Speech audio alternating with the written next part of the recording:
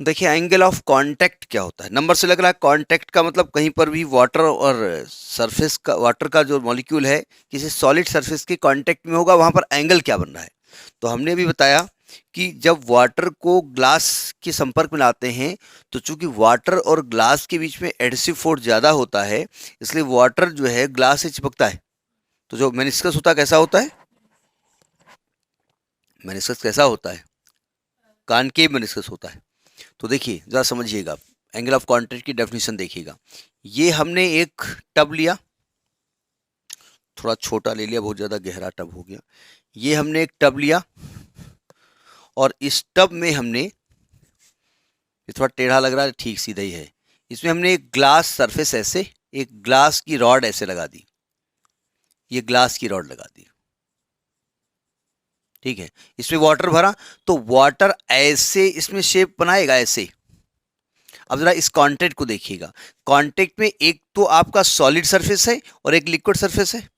तो solid surface से touch करते हुए एक टेंजेंट खींच दीजिए ऐसे, और लिक्विड सरफेस से टच करते हुए टेंजेंट खींच दीजिए लिक्विड के अंदर। तो इस एंगल को कहते हैं एंगल ऑफ कांटेक्ट।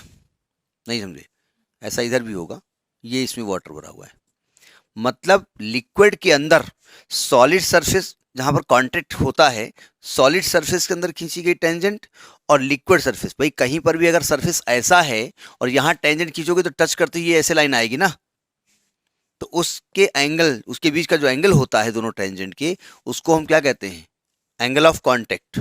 अब मान लिया यहाँ तो वाटर हमने भरा है H2O, अब मान लिया अगर मरकरी भर देते, तो मरकरी मान लिया हमने यही एक टब दोबारा लिया और हमने इसमें मरकरी भर दी और ग्लास ट्यूब ऐसे हमने खड़ी कर दी, थोड़ा गहरी कर, ये ग्लास ट्यूब इसमें हमने ऐसे खड़ी कर दी, glass tube.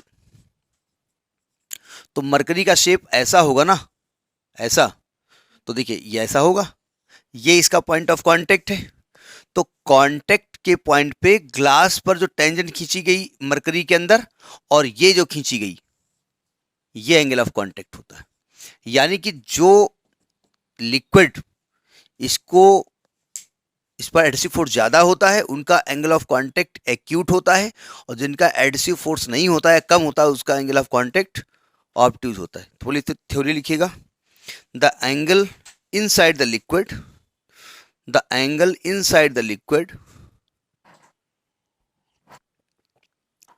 the angle inside the liquid between the tangent to the solid surface, between the tangent to the solid surface and the tangent to the liquid surface, and the tangent to the liquid surface at the point of contact, at the point of contact, at the point of contact for that pair of solid and liquid। एक minute, क्या लिखा, liquid surface at the point of contact is called angle of contact, liquid surface at the point of contact is called the angle of contact, angle of contact for that pair of solid and liquid।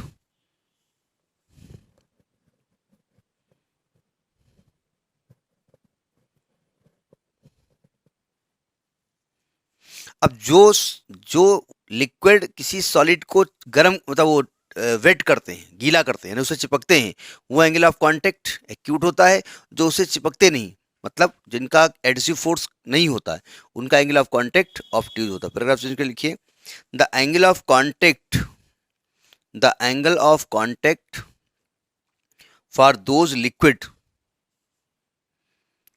which wet the solid, उसको जो है गीला करते हैं, which wet the solid, wet the solid, bracket लीजिएगा, having more adhesive force, having more adhesive force than cohesive force, having more adhesive force than cohesive force, बंद कर दीजिए उसमें। wet the solid is acute, is acute,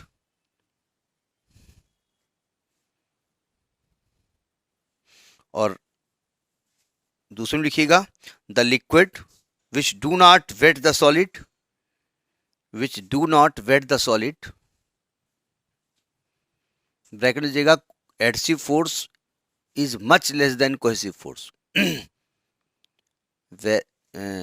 Adhesive force is much less than cohesive force, उसको गीला नहीं करते. Having the angle of contact obtuse. और एक नोट करके लीजिएगा कि वाटर और सिल्वर के बीच का एंगल ऑफ कांटेक्ट 90 डिग्री होता है, मतलब वो ना तो उसको वेट करता है ना एक्यूट, उसमें उसका कोहेसिव एडहेसिव फोर्स बराबर होता है. तो एक नोट लीजिएगा, the angle of contact for water and silver is 90 degree. यानी अगर सिल्वर में आप पानी भरते हैं तो पानी ऐसे नहीं होता है, पानी सीधा रहता है ऐसे. The angle of contact for water and silver is 90 degree. तो ये आपका एंगल ऑफ कांटेक्ट की डेफिनेशन है. ये डायग्राम बना लीजिएगा, पूछी जाती है, इंपॉर्टेंट है.